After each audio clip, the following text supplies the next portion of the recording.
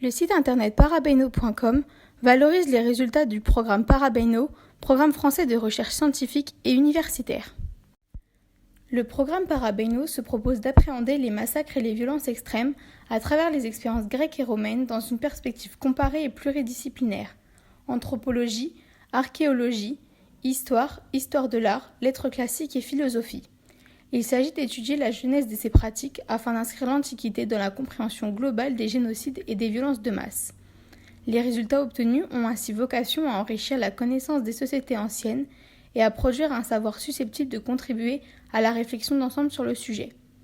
Parabeino est un terme grec qui signifie littéralement « aller à côté de », soit transgresser les règles ou les normes établies par les communautés. Le programme Parabeino propose sur son site internet, au sein de la catégorie Actualité, la valorisation des travaux de chercheurs. Notre choix s'est porté sur le professeur John Serrati, de par la thématique de ses sujets de recherche actuels portant sur le rôle du genre dans la guerre antique, et plus spécifiquement sur la relation entre la féminité et la guerre, au travers du rôle de l'arrêté aux époques de la Grèce archaïque et classique et de la virtus masculine à l'époque de la République romaine. Nous allons à présent introduire le parcours, les publications et les travaux de recherche du professeur John Serrati.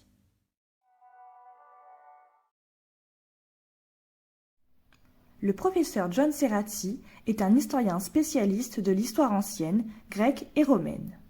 En 2001, il obtient son doctorat en histoire ancienne, en grec et en latin, à l'université St Andrews au Royaume-Uni. Le professeur John Serrati occupe actuellement plusieurs postes. Il est notamment, depuis 2007, professeur adjoint de lettres classiques au John Abbott College à Sainte-Anne-de-Bellevue au Québec. Il est également, depuis 2015, professeur auxiliaire au département d'études classiques et d'études religieuses à l'Université d'Ottawa au Canada. Concernant les sujets de recherche du professeur John Serrati, nous avons déjà mentionné la thématique sur laquelle il travaille actuellement, c'est-à-dire le rôle du genre dans la guerre antique. Nous avons d'ailleurs étudié ces deux articles les plus récents sur le sujet. Le premier article s'intitule « Take the sword away from that girl, combat, gender and vengeance in Middle Republic » qui est paru en 2020. Cet article s'intéresse au monde romain sous la République et au fait que la guerre influençait toutes les sphères, y compris religieuses, ce qui renvoie à un paradoxe. En effet, la guerre était perçue comme dominée par les hommes. Il existait cependant une divinité féminine nommée Bellone qui la symbolisait. L'article revient alors sur cette divinité et sur son homologue masculin, Mars, ainsi que sur leurs différences qui reposaient principalement sur leur genre. Dans le corps de l'article, le professeur John Serrati examine le rôle de la femme dans la guerre, rôle symbolisé par Bellone qui incarnait la guerre chaotique et vengeresse. À l'inverse, le dieu Mars représentait la guerre qui véhiculait des valeurs positives liées au contexte guerrier. Par conséquent, la guerre personnifiée par Bellone s'opposait aux valeurs masculines que sont la virtus, le devoir et la citoyenneté. Le second article s'intitule « Gender and the Ritual Lament, Women as the Arbiters of Arete and Virtus », paru en 2022 et apparaissant d'ailleurs en tant que chapitre au sein d'un ouvrage dont le professeur John Serrati est l'un des directeurs. L'article porte sur le rôle des femmes en temps de guerre, rôle généralement minimisé dans les écrits anciens et modernes et qui les reléguait le plus souvent au statut de victime ou de suiveuse de camp, aux époques de la Grèce archaïque et classique et à celle de la République romaine. Le professeur John Serrati a voulu mettre en évidence le pouvoir d'action que les femmes grecques et romaines possédaient grâce au rituel de lamentation qui leur permettait de jouer un rôle essentiel dans la guerre en maintenant l'association entre l'arrêté grec et la virtus romaine avec le courage au combat.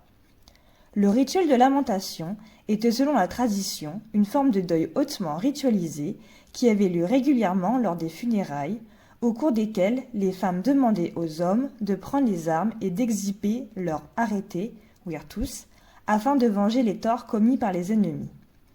Ainsi, les femmes devenaient les arbitres de la masculinité, exerçaient même une pression sur les hommes adultes afin qu'ils répondent aux normes sociétales. L'article comprend différentes parties qui définissent plus en détail ce qu'était l'arrêté grec et la virtus romaine, le principe de la guerre comme vengeance et comme performance de la masculinité, et le lien entre le rituel de lamentation et la guerre, le tout étant illustré par les écrits d'auteurs antiques et s'appuyant sur des événements historiques auxquels se référer. Le professeur John Serrazzi a travaillé sur deux autres sujets de recherche, la Sicile hellénistique et romaine et la guerre et les économies anciennes, qui l'ont amené à participer à la direction de deux ouvrages. Le premier se nomme Conflict and Competition, Agon in Western Greece, dirigé par Heather Reed, John Serrazzi et Tim Sorg, qui est paru aux éditions Parnassos en juin 2020. Le second ouvrage s'intitule Money and Power in the Roman Republic, dirigé par Hans Beck, Martin Jean et John Serrazzi, qui est paru aux éditions Latomus en décembre 2016. Pouvez-vous nous renseigner sur votre parcours universitaire et sur les raisons qui ont motivé votre choix de vous orienter plus spécifiquement vers l'histoire ancienne? Cette première question, pour moi, c'est une question très facile parce que dans ma jeunesse, je n'avais aucune direction dans ma jeunesse. Comme la plupart, je pense, la plupart des jeunes, je n'avais eu aucune idée de ce que je voulais faire dans ma vie. Pas du tout. Ensuite, j'ai suivi un cours d'histoire ancienne avec un professeur extraordinaire, John O'Flynn. C'est de l'Irlande du Nord, mais j'ai raconté dans Montréal. C'était un professeur absolument extraordinaire et j'ai vraiment eu un coup de cœur avec notre discipline ici. C'est là, à l'âge de 18 ans, que j'ai pris ma décision de 7 minutes. Je veux devenir professeur de l'étude classique. Et moi, je sais que je suis très chanceux d'avoir développé une passion pour le monde antique à un si jeune âge.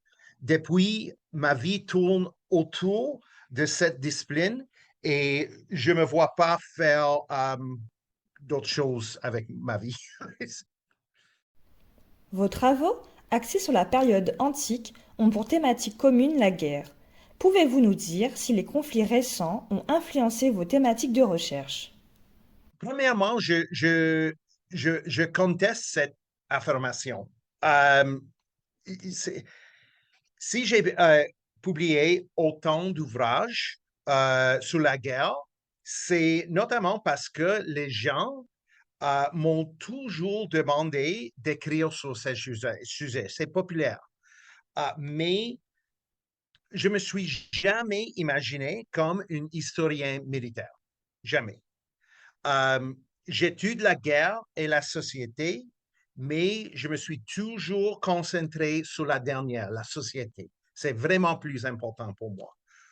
Aujourd'hui, mes recherches, pourtant, sur les concepts de genre, comme vous avez dit, dans les cultures où est-ce que la guerre, c'est vraiment important, les cultures martiales. Mais cette recherche est bien plus orientée vers la jambe que vers la guerre. Et en ce qui concerne les conflits modernes, je pense que le genre est souvent au cœur les conflits modernes. Vous pouvez regarder la terrible guerre en Ukraine. En Russie, Poutine a militarisé la masculinité. Un parti de sa propagande consiste à rétablir une sorte de virilité masculine qui s'est perdue et c'est supérieur. Oui. Certainement, les raisons de la guerre en Ukraine sont bien complexes, mais je considère que la version de Poutine, son version de masculinité russe est l'une de les causes. Depuis la période moderne, les intellectuels faisaient fréquemment référence aux massacres survenus aux époques de la Grèce et de la Rome antique pour parler d'événements contemporains similaires.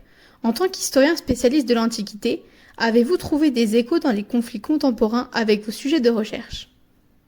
Je pense que les raisons pour lesquelles les gens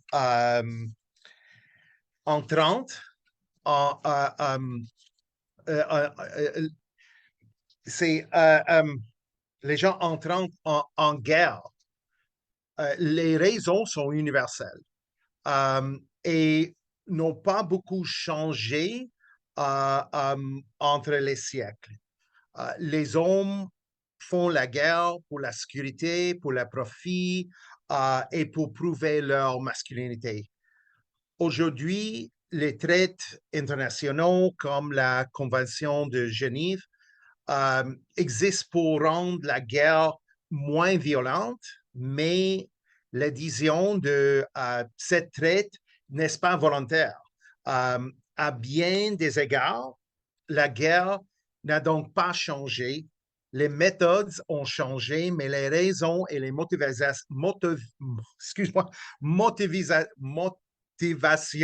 sont toujours les mêmes.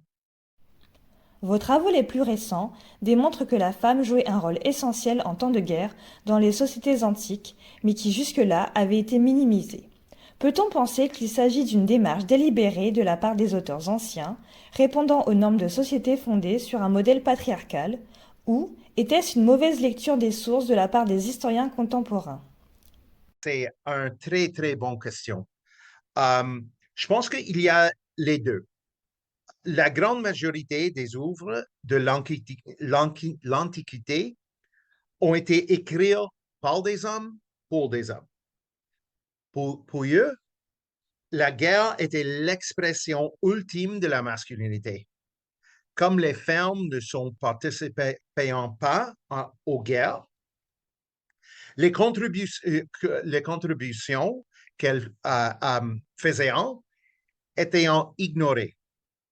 À l'époque moderne, jusqu'à la fin du XXe siècle, les études classiques étaient encore dominées par les hommes. Sur la base de leur propre expérience, il était facile d'ignorer le rôle des femmes dans la guerre parce qu'elles ne participaient pas au combat. Les preuves de la participation des femmes à la guerre ont toujours existé. Les preuves sont toujours là. Mais comme le discours moderne considère toujours la guerre comme une activité essentiellement masculine, les chercheurs ont souvent ignoré les rôles des femmes dans le monde méditerranéen antique, dans la guerre. Ayant occupé des postes et mené des travaux de recherche en Amérique du Nord et en Europe, avez-vous constaté une différence dans la formation ou le travail scientifique en ce qui concerne le thème du genre et de la guerre au sein des mondes antiques, grecs et romains, entre les deux continents? Premièrement, wow, c'est une très bonne question. Et je n'y avais jamais pensé auparavant. Jamais. Mais j'ai pensé de cette question hier et je pense oui. Il y a une différence entre Europe et Amérique du Nord. Oui. L'Europe est généralement ouverte à toutes sortes de recherches. Et mes travaux y ont été bien accueillis. En Europe, l'idée des études classiques est encore très vivante et les chercheurs sont ouverts à des lignes de recherche très larges. En Amérique du Nord, les choses sont plus divisées, comme tout, comme les politiques, même avec les chercheurs, c'est divisé.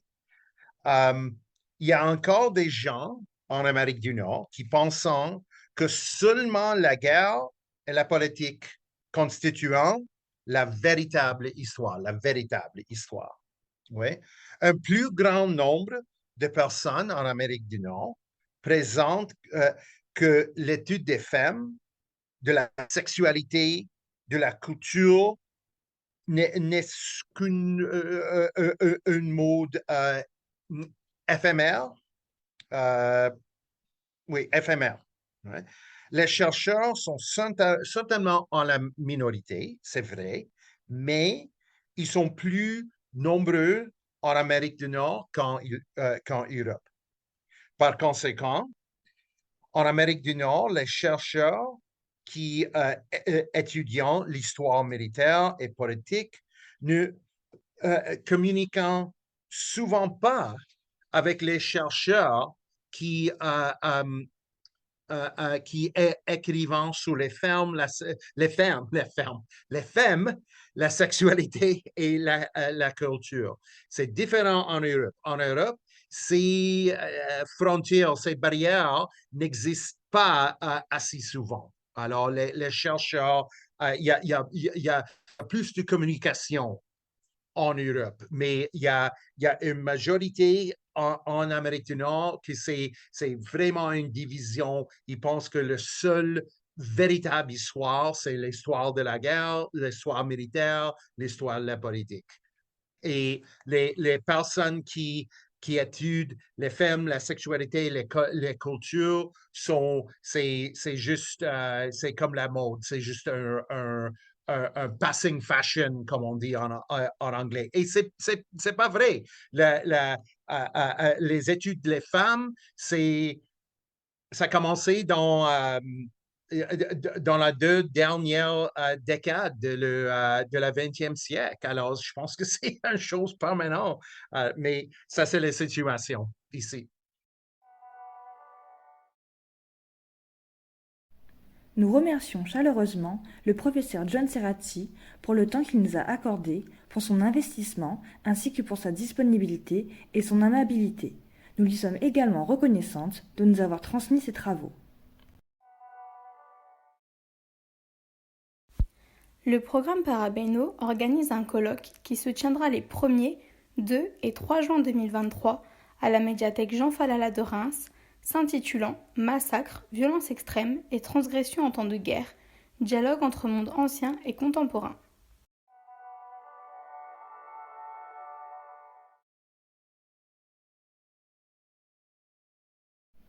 Nous avons réalisé ce projet dans le cadre d'une évaluation pour un enseignement intitulé « Guerre et violence » dispensé par notre professeure d'histoire ancienne, Nathalie Barandon, et portant sur les violences et les massacres de guerre à travers différentes périodes historiques.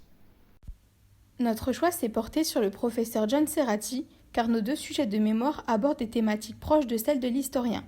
En effet, Roxane Clairet travaille sur les dimensions sociales et politiques de l'alimentation chez Aristophane. De son côté, Léa Lespagnard travaille sur les représentations des vaincus à Rome de 69 à 117 de notre ère.